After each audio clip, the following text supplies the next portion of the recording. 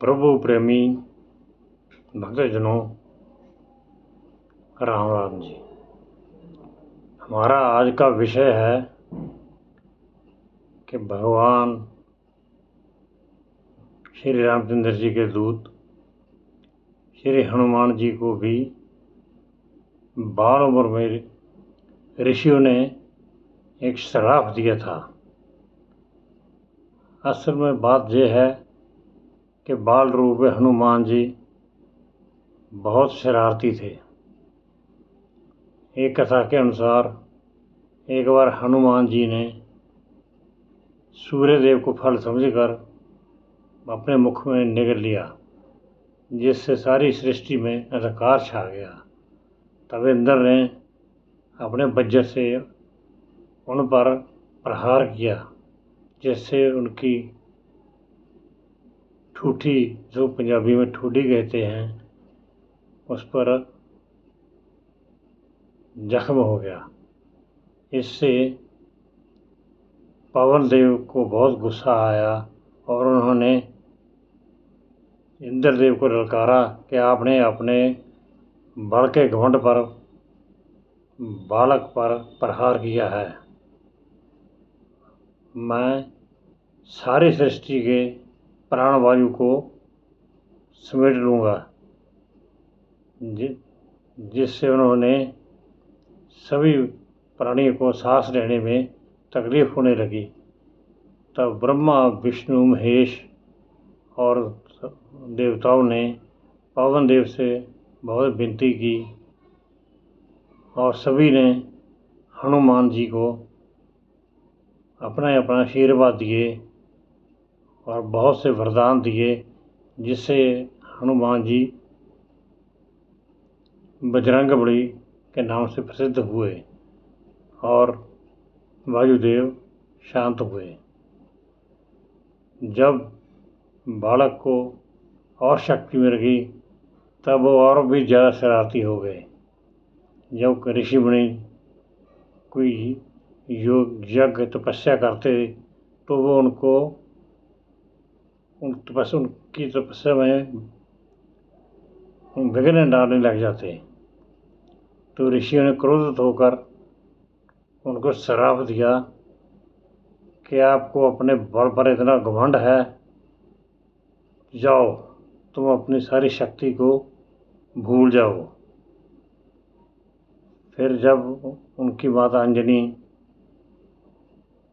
हनुमान जी को लेकर ऋषियों के पास गई और उनसे उनका श्राप वापस लेने के लिए विनती की, तो ऋषियों ने कहा कि ये श्राप वापस तो नहीं होगा, हाँ इसका असर कम जरूर हो जाएगा। जब इनको याद दिलाया जाएगा तब इनकी शक्तियाँ फिर से जागृत हो जाएंगी। इसीलिए जब हनुमान जी से कोई काम लेना होता है तो पहले उनको उनकी शक्ति का स्मरण करवाना पड़ता है, जिससे कि उनको फिर वो अपना अहम याद आ जाता है कि मैं इतना शक्तिशाली हूँ। जब हनुमान जी और उनके साथ जामवंत जी आज सीता माता का पता लगाने गए थे तो समुद्र तट पर जटायु का भाई संपाति मिला उन्हें।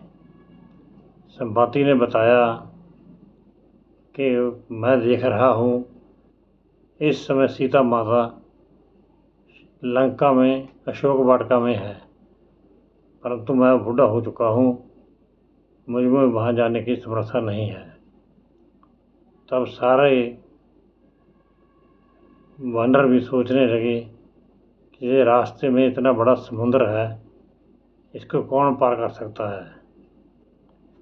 तो रामायण में लिखा है कि सबसे पहले अंगद ने कहा कि मैं समुद्र पार तो कर जाऊंगा पर वापस आ पाऊंगा इसका मुझे विश्वास नहीं है।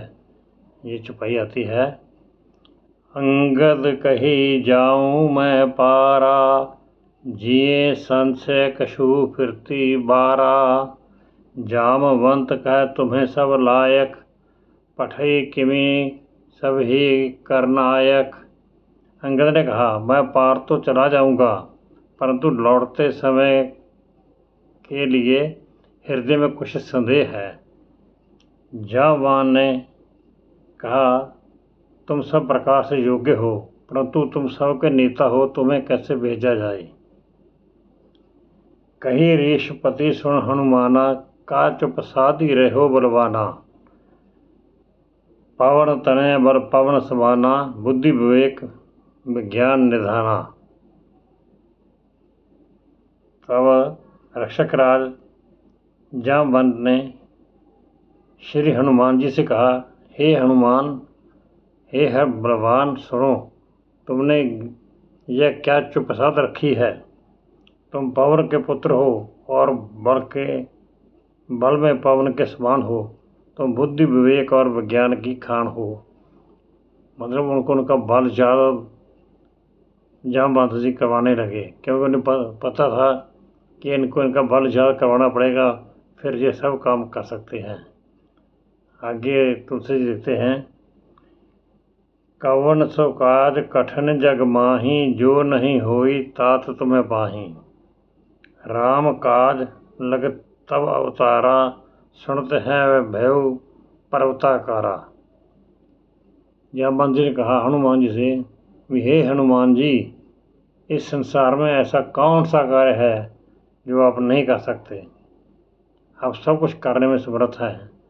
आपका जन्म ही प्रभु श्री राम के काम पूरे करने के लिए हुआ है। इतना सुनते ही हनुमान जी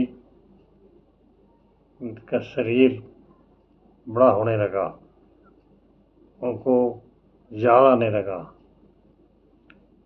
कनक वर्ण तन तेज बराजा, मानो अपर घृण्य कर राजा।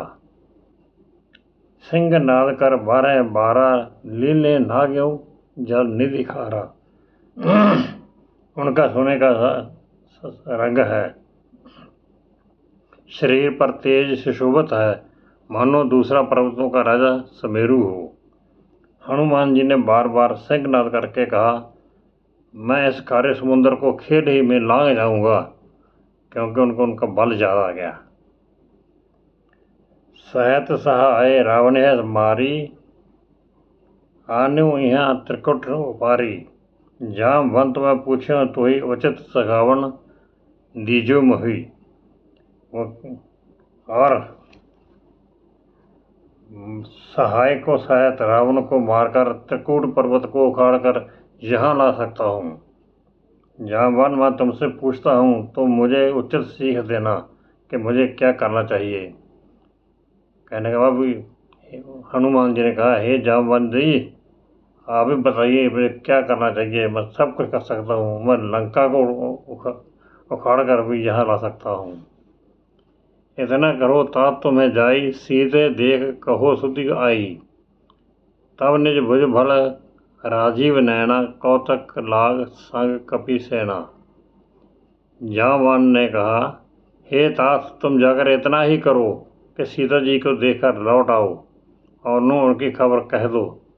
फिर कमल नयन श्री राम जी अपने बाहुबल से ही राक्षसों का संहार कर सीता जी को ले आएंगे। केवल खेर के लिए ही वे वानरों की सेना साथ लेंगे।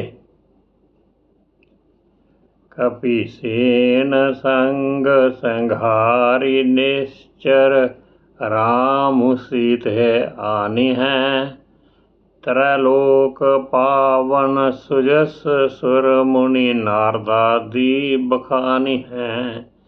जो सुनत गावत कहत समुझत, परम पद नर पावही। रघुवीर पद पाथोज मधुकर दास, तुलसी गावही। वानरों की सेना साथ लेकर राक्षसों का संहार करके श्री राम जी सीता जी को ले आएंगे। तब देवता और नारदादि मुनि भगवान के तीनों लोकों को पवित्र करने वाले सुंदर जश का बखान करेंगे, जिसे सुनने, गाने, कहने और समझने से मनुष्य परम पद पाते हैं, और जिसे श्री रघुवीर के चरण कमल का मधुकर भरभर तुलसीदास गाता है। हनुमान जी ने माता सीता को भी अशोक वाटिका में यही कहा था कि माता जी, मैं चाहूँ तो आपको अभी सांस लेकर जा सकता हूँ, परंतु मुझे प्रभु की आज्ञा नहीं है कि मैं आपको जहाँ से ले जाऊँ। माँ सब्र करो, माँ सब्र करो, अब कष्ट के दिन दूर होने वाले हैं। कहने का भाव, हनुमान जी को उनकी शक्ति ज़्यादा करानी पड़ती है। इस कलयुग में भी जब हनुमान जी की से कोई विनती करनी हो तो कहते हैं कि पहले हनुमान चालीसा का शुद्धि से पाठ करना पड़ता है, फिर उनका बल ज़्यादा आ जाता है, फिर वो अपने दास का काम कार्य पूरा करते हैं। अगर कुछ कहने में, बोलने में दास से कोई गलती हुई हो तो माफ़ी चाहते हैं, और अगर ये आपको मेरा संवाद जो मैंने सुनाया अच्छा लगा हो तो प्लीज़ मेरे चैनल को सब्सक्राइब और लाइक कर दें, ताकि दास आपकी सेवा में ऐसे और प्रसंग लेकर आता रहे। जय श्री राम, जय वीर बजरंगबली, जय हो प्रभु, जय हो।